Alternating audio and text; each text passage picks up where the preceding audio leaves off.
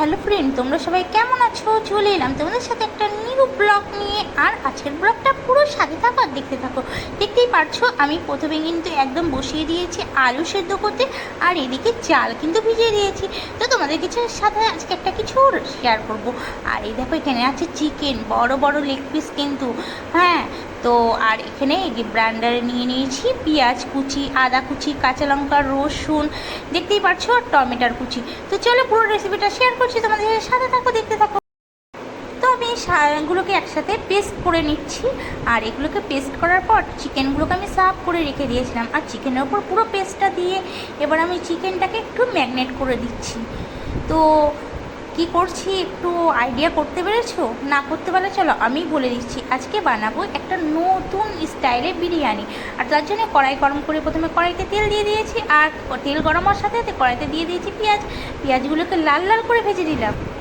পেঁয়াজগুলো লাল লাল ভাজা হতে হতে কিন্তু আমি এদিকে এই পুরো ম্যাগনেটটা করার জন্য আরও কিছু অ্যাড করে দিচ্ছি। তো দিয়ে দিচ্ছি ধনের গুঁড়ো, দেখতেই পাচ্ছো, পুরো আদা রসুন পেস্ট তো তোমাদের সাথে শেয়ার করলাম। আর তারপরে যেটা না দিলে একদম জমবেই না, সেটাই কিন্তু দিয়ে দিলাম বিরিয়ানি মশলা বা ম্যাগনেট মানে গ্রেট করা মশলা দিয়ে দিলাম। আর দিয়ে দিচ্ছি একটুখানি মিট মশলা উপর থেকে দিয়ে আমি এটাকে ভালো করে ম্যাগনেট করে নিচ্ছি বেশ কিছুক্ষণ। দেখেছো আসল জিনিসটাই ভুলে গেছি, নুনটা দিলে কি কোনো কিছু জমে? তো নুন দিতেই আমি ভুলে গেছিলাম।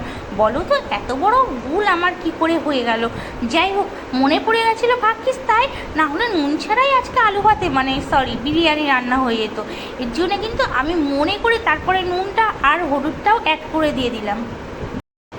তো ওটা তো ম্যাগনেট করতে দিয়ে দিলাম। আর এদিকে হাঁড়ি বসিয়ে দিয়েছি, আর হাঁড়িতে সমস্ত কিছু ফোড়ন দিয়ে কিন্তু জলও বসিয়ে দিয়েছি। আর জলটা গরম জলটা এদিকে গরম বসিয়ে দিয়েছি। আর এদিকে ম্যাগনেটের যেসব জিনিসগুলো বাকি ছিল সেগুলোকে তোমার সাথে শেয়ার করে দিচ্ছি।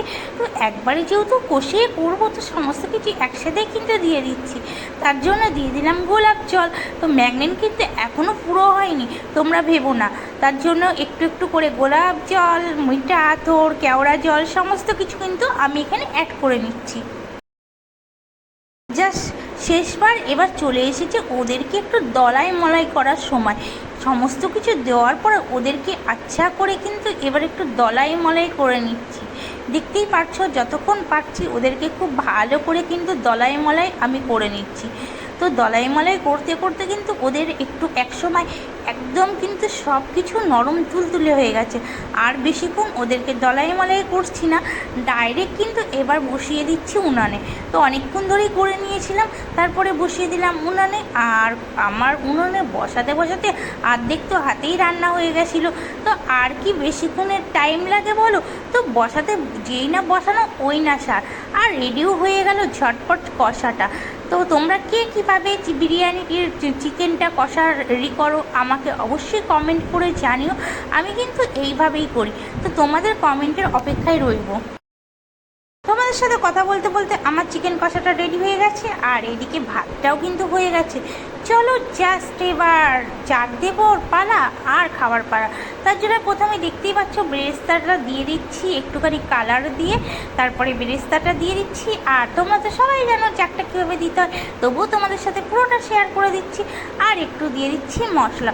তো মশলাটা তলে দিলে না ওপর থেকে তল পর্যন্ত পুরো মেশানো। আর এই যে চিকেন কষাটা দেখে বুঝতেই পারছো কতটা টেস্টি হয়েছে। খুব খুব খুব টেস্টি হয়েছে ফ্রেন্ড, খুব টেস্টি হয়েছে। আমি তোমাদের সাথে নিশ্চয়ই টেস্ট করার পরেই ভিডিওটা দিচ্ছি, এর জন্য বলছি প্রচণ্ড টেস্টি হয়েছে। যারা যারা খেতে চাও অবশ্যই বানিয়ে ফেলো ঝটপট।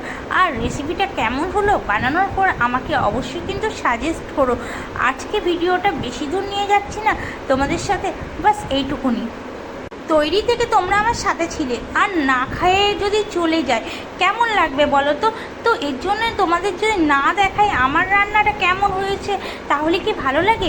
দেখতেই পারছো বিরিয়ানিটা কতটা কালারফুল হয়েছে, সাথে স্যালাড আছে আর আলু। আর এই দেখো লেগ পিসটা, বিরিয়ানির লেগ পিসটা দেখে কিন্তু বিরিয়ানি খেতে আরও বেশি কিন্তু খিদেটা যেন 3 গুণ হয়ে যায়। এর জন্য সব কিছু A to Z তোমাদের সাথে শেয়ার করলাম ফার্স্ট থেকে।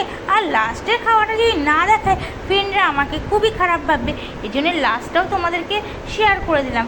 তো ঠিক আছে বন্ধু, চলো আবার আসছি নেক্সট ভিডিওর সাথে, তোমাদের সাথে ধামাকাদার ভিডিও নিয়ে। ততক্ষণের জন্য সবাই ভালো থেকো, সুস্থ থেকো। Bye bye friend, love you.